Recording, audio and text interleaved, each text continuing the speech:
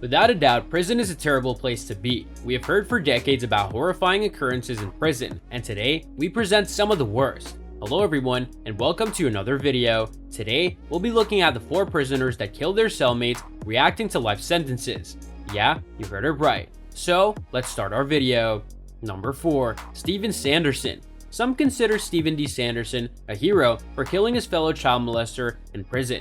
Sanderson stated that he desires for the world to know that he is not. Sanderson has not explained his rationale for the slaying to the county judge in Saginaw. On April 22nd, he returned to court to receive his sentence. Sanderson stated that some individuals have criticized his action, so he continued, "I just did what I thought was best with the time I was given.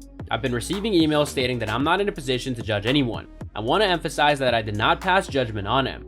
I'm aware that God is our only judge. I just scheduled the appointment." Sanderson pled guilty to the second-degree murder in February for the slaying of 67-year-old Dyer, a native of Grand Haven who is serving a 25-year minimum sentence for first-degree criminal physical conduct against a child under the age of 13. Sanderson is already serving a sentence of life without parole for the 1991 murder of his girlfriend in Wayne County. Sanderson told police the following day that he confronted Dyer about his conviction and that he began assaulting Dyer when he refused to stop denying or justifying it.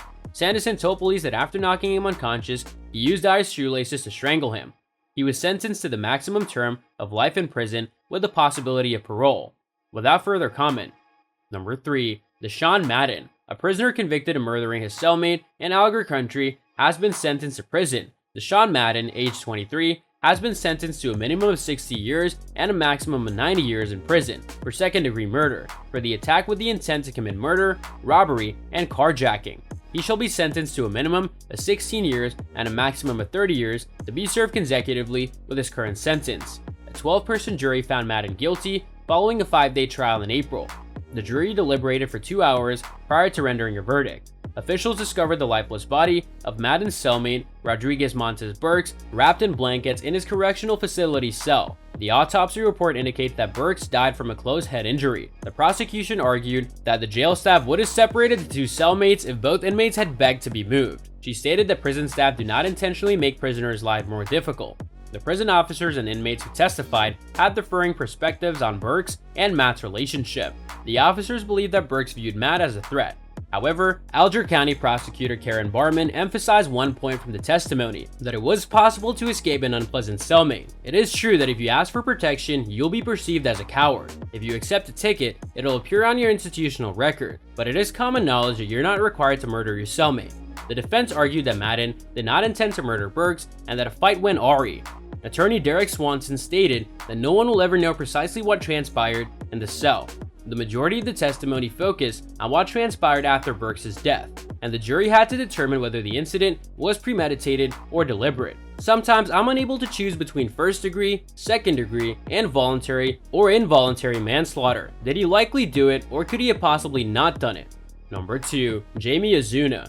Jamie Azuna, who was convicted of murdering a Bakersfield woman in 2011, was found incompetent to stand for trial for the brutal murder of his cellmate. Judge Randy Edwards of Kings County made the determination after hearing testimony from 2 psychiatrists who concluded that Azuna did not comprehend the criminal proceedings against him and cannot assist his legal team in preparing a defense.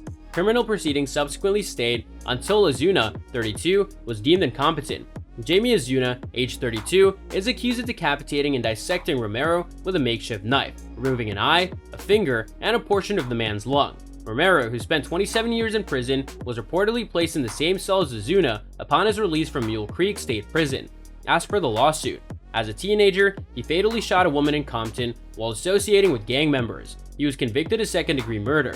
He was nearly eligible for parole. Azuna, his new cellmate, was serving a life sentence for the 2011 murder and torture of 37-year-old Yvette Pena at a Bakersfield motel. Having face tattoos and a penchant for Charles Manson-like satanic behavior, he emerged as a shadowy figure in the 2017 trial. He made fun of the victim's family and boasted to a television reporter about his passion for torturing people.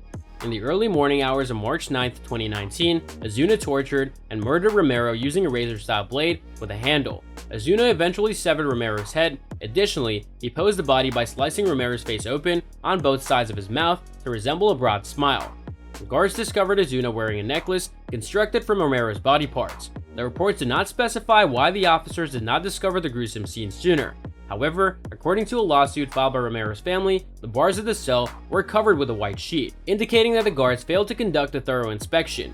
Number 1. Derek Romano. A man who was already serving time for murdering a pizza delivery driver will now spend an additional 17 years in prison for murdering his cellmate. In January 2014, Derek Romano was serving a 55-year sentence for the murder of a pizza delivery man, John Sullivan, age 49, in Indianapolis. Jeremiah Roberts was his collaborator. In that incident, Roberts was serving a 68-year sentence at the Wabash Valley Correctional Facility, where Romano was also serving time. The two requested to become cellmates and shared a living space from September 26, 2018 to September 26, 2019.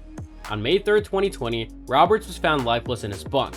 Romano told the investigators that the two prisoners had been drinking homemade wine and arguing over trivial matters the night before he beat Roberts to death with his hands and feet.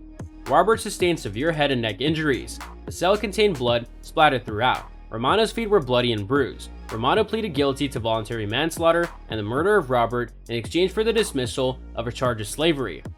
And that's all for today's video. What are your thoughts on this? Let me know in the comments section down below. I hope that you found this video interesting, and if you want to see more videos like this, please consider subscribing to my channel. See you in the following video with some more of the latest updates, and until then, stay tuned.